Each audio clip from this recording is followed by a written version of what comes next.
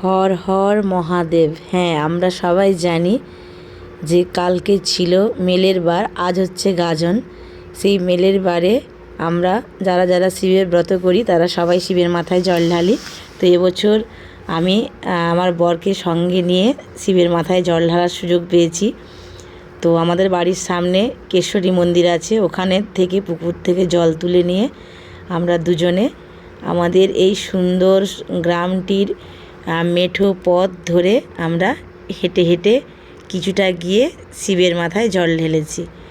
তো আমাদের গ্রামটা কত সুন্দর দেখো, চারিদিকে ধানের ক্ষেত, ধানগুলো সব পেকে গেছে, কি সুন্দর সোনালি কালার হয়ে গেছে, তার মাঝখান দিয়ে রাস্তাটা চলে গেছে। তো আমি, আমার বর আর আমার মেয়ে ছিল সঙ্গে, আমরা সবাই মিলে শিবের মাথায় জল ঢাললাম। তো পুকুর থেকে জলটা তুলে নিয়ে আমাদের কিছুটা পথ হেঁটে গিয়ে তারপর এই যে আমরা পৌঁছে গেছি শিবের মন্দিরে। এখানে কিন্তু মন্দির নেই, এই 2 বছর হবে এই শিবটা বসানো হয়েছে। পুজোর সময় নিয়ে আসা হয়, আবার পুজো শেষ হয়ে গেলে ব্রাহ্মণের বাড়িতে রেখে দিয়ে আসা হয়। যতদিন না মন্দির বানানো হচ্ছে এভাবেই পুজো হচ্ছে। তো যেহেতু আমাদের গ্রামের পাশের গ্রামেই এটি, তো আমরা এখানেই জল ঢালি। আর একটু দূরে পপোয়ারা বলে একটি গ্রাম আছে, ওখানে অনেক দিনের পুরনো শিব মন্দির আছে, ওখানে আগে জল ঢালতাম।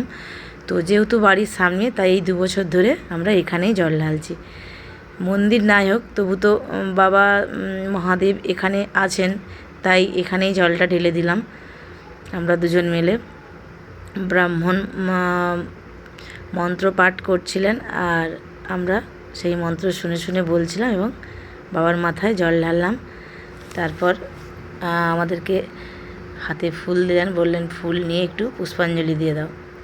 তো আমরা পুষ্পাঞ্জলির মন্ত্র সঙ্গে সঙ্গে বলতে থাকলাম পুরোহিত মশাইয়ের। তারপর বাবার পায়ে ফুল দিলাম এবং বাবার কাছে আমাদের মনোবাসনা জানালাম। বাবা যেন সবাইকে ভালো রাখে, সুস্থ রাখে, এই কামনা করি। তো এই ভিডিওটা আমার মেয়ে বানিয়েছে, কতটা কি হয়েছে জানি না। আমি বললাম আমি একটা ব্লগ বানাবো, বললো দাও আমি তোমার ক্যামেরাটা ধরে দিচ্ছি। তো যাই হোক, আমরা বাবার মাথায় জল ঢাললাম, বাবাকে পুষ্পাঞ্জলি দিলাম এবং মোমবাতি, প্রদীপ এবং ধূপ দিয়ে আরতি করে নিলাম। এই দেখো এখানে একটা ষাঁড় আছে, এই ষাঁড়ের সমাধিটা দেওয়া আছে, সেইখানে একটা শিবের লিঙ্গ বসানো হয়েছে। এখানে মন্দির হবে, এখনও হয়নি। তো সবাই মিলে সাহায্য সহযোগিতা করে সম্ভবত কয়েকদিনের মধ্যেই মন্দিরটা তৈরি হবে। তো ওখানে গাজন টাজন সেভাবে হয় না, জাস্ট জল ঢালা হয়েছিল। তাই বাবা আজকে চলে যাচ্ছেন পুরোহিতের বাড়িতে, তাই গ্রামের সবাই মিলে নাচতে নাচতে বাবাকে পুরোহিতের বাড়িতে পৌঁছতে যাচ্ছেন। তারই একটা নাচের ভিডিও দেখো আমি আজকে তুলে নিয়েছি। তো তোমাদের কেমন লাগলো আমার এই ভিডিওটা জানাবে। আমার গ্রামটা আর আমার গ্রামের এই শিবের পুজো কেমন লাগলো তোমাদের, তোমরা জানাবে। আর কারা কারা তোমরা জল ঢেলেছো, এই মেলের বার করেছো, তারা অবশ্যই আমাকে জানাবে। তো ভাবলাম তোমাদের কাছে আমি আমার এই ভালো লাগার, ভালোবাসার ভিডিওটা শেয়ার করি। তোমরা সবাই ভালো থাকো, সুস্থ থাকো। আবার পরের ভিডিওতে তোমাদের সঙ্গে দেখা হবে। তো চলো আজকে এই পর্যন্ত, টাটা।